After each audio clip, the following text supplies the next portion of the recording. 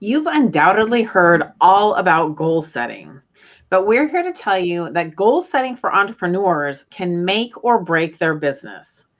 Running a business without first setting goals is like embarking on a journey to an unknown land without a map. You're not going to get very far. And if you do, your results won't be what they would if you had had a map to guide you. So we know that you want to optimize your results, not just put in a ton of time and effort that ends up being wasted, right? Here's the scoop. There are three parts to successful goal setting, and they are as follows. Part number one, future casting. Part number two, 90-day sprints. And part number three is the weekly schedule. So at the end of this video, we're going to share a secret weapon. Stay tuned. Hi, I'm Deidre Harder, a business strategy coach, and this is my partner, Carmen Reed Gilkison, a certified whole person coach. We started our business, Encore Empire, to help women in midlife who want to grow a profitable online business in a way that leverages their unique life experience and honors their values in order to provide the time and financial freedom that they have worked so long and so hard to attain. So let's talk about part one, future casting. Now, many years ago, I learned the power of future casting, and I saw how it played out in my own life.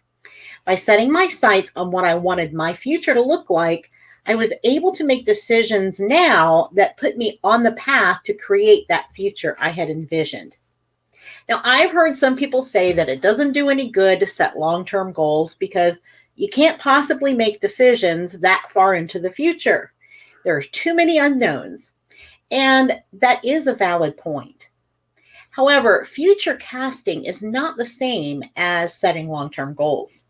It's more about having a vision for the future and then taking it one step further by reverse engineering the action steps that you're going to need to take to get there and putting in the milestones along the way to ensure that you're on the right path. Now, when you hear the word future, you may think decades from now, but the future can be as soon as next year or even next quarter. Now, the time frame can be whatever you want it to be and whatever it needs to be in order for you to envision something you want to be, to do, or to have. That requires multiple steps in order to achieve it. Now, for what we're talking about today in our example, we're using the time frame reference of 1 year. Now, you can future cast any goal, but this process tends to be the most effective for the larger goals and results that you want to achieve. As Walt Disney said, if you can dream it, you can do it. And that's what future casting makes possible. That's right. So part two, 90-day sprints. Okay, once you've practiced future casting and setting your big goals, it's time to break them down into achievable chunks. Quarterly sprints are a great way to work with the calendar year to divide and conquer. So again, as Deidre just mentioned, we're using an example of, let's say you set a goal for a year from now, okay? So let's say you want to start a podcast 1 year from today. You'll want to identify 4 main steps that you'll need to complete that will enable you to do that. So let's say they are step number 1, define your podcast. You'll want to name it, figure out the topics covered, the method delivered, solo episodes versus interview style, and the frequency. Okay. And then step number 2 is you're going to want to create your content calendar. What topics will you discuss when? Will there be downloads, events, or other promotions that you send your listeners to as a call to action? Number 3 for your goal setting and your 4 steps is going to be define your production logistics. So who will edit the audio and create the show notes? Who will create the downloads, host the events, etc., being promoted? And then your 4th step here is going to be set your recording schedule. How many episodes will you start out with? How many days of the week will your episodes air? What days of the week will you record? So you have those lined out. And so what you're doing here is you're reverse engineering your plan, just like Deidre just mentioned. This helps create your blueprint to get you from where you are to where you want to be. So we want a podcast, and we know these big 4 steps have to take place. So you want to identify the 4 major steps you need to take to achieve your goal, which is what we did in this example. So from there, you're going to create 3 subtasks, and these equal the months in a quarter, right? Every quarter is 3 months. And then from there, you're going to create 4 subtasks, and those are weeks in the month. So this allows you to optimize your weekly schedule to ensure that you're completing 1 task or subtask a week. And Deirdre is going to tell you how to do that next. So part 3 is your weekly schedule. Now, ask any entrepreneur about their schedule, and they will tell you they are busy, or sometimes even crazy busy, right? There's always so much to do. In fact, there's always too much to do. And whether you're a solopreneur or you have a team, the busyness of business never seems to change, unless, of course, you're strategic about it. And that's where the weekly schedule comes in. Now, a weekly schedule can do the same for your time as a budget does for your money. You direct where it goes. You direct where your money goes in a budget. You can direct where your time goes in a weekly schedule. And if you don't direct it by planning it out, it will just dissipate into thin air. So you start off by setting your weekly time budget. Now, this is where you're going to put all the must-do items first. Things like eating, sleeping, self-care, appointments that you have to be at, etc. Remember, you come first because your business can't run without you being taken care of. Now, after that, you put in your weekly recurring tasks.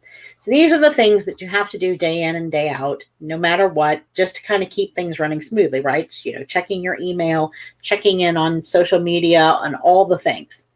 Now, I like to use time blocks to indicate what I should be doing and when I should be doing them.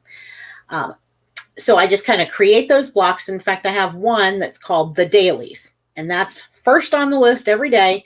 And then I have a checklist of all the different places, different emails I need to check, different places I need to check in on, all those things that you have to, that you do them, and you can do them really quick. You just kind of like boom, boom, boom, right down the line. So after you've got those time blocks in of those weekly recurring things that you need to do, you're going to add in your moneymaker activities. Now, these are the activities that bring money into your business or brings you closer to bringing money into your business. Staying close to the revenue line is the most important thing you can do in your business, and it's a must-do item. So after you get those money-making activities there, and I'm sure you know what those are. Those are all the things that, bring you closer to bringing those sales in.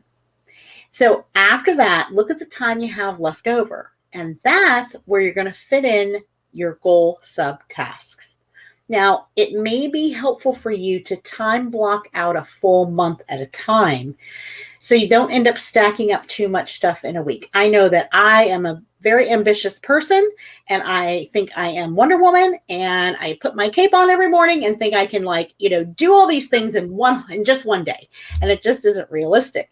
So when I'm able to kind of plan out, and remember, this is a budget, this is not actual, we're just kind of planning things out, and they will change as you go. By kind of looking at the whole month, it kind of gives you some breathing room, like, okay, I've got a whole month, and I know these are my subtasks I need to do from my Futurecasting and my 90-day spread, so then you can kind of place them, in different spots so that you're not all jumbled up at the beginning. Now, be sure to add in margin around your tasks. This is something that I've learned over the years. As I said, getting into that, Wonder Woman mode, you tend to think that you can do everything in a lot less time than it really does take. But you have to build in breaks and extra time for unanticipated interruptions or tasks that come up that are urgent and they're important. Now, we can plan all we'd like, and we can swear that we're going to stick to it to the minute, but that rarely is the reality in the day-to-day running of a business. No. Now, this method will allow you to not only keep from feeling out of control and overwhelmed, but it's going to ensure that you hit your milestones along the way to make the future you casted a reality. That's right. So you're invited to join us inside the Empire of Unstoppable Women Over 40 Building Profitable Businesses Facebook group. Waiting for you there is the secret weapon I mentioned earlier. It's called the Power of Three. This training video will help you harness one of the best kept secrets, using the power of three to achieve great success. We'll see you there.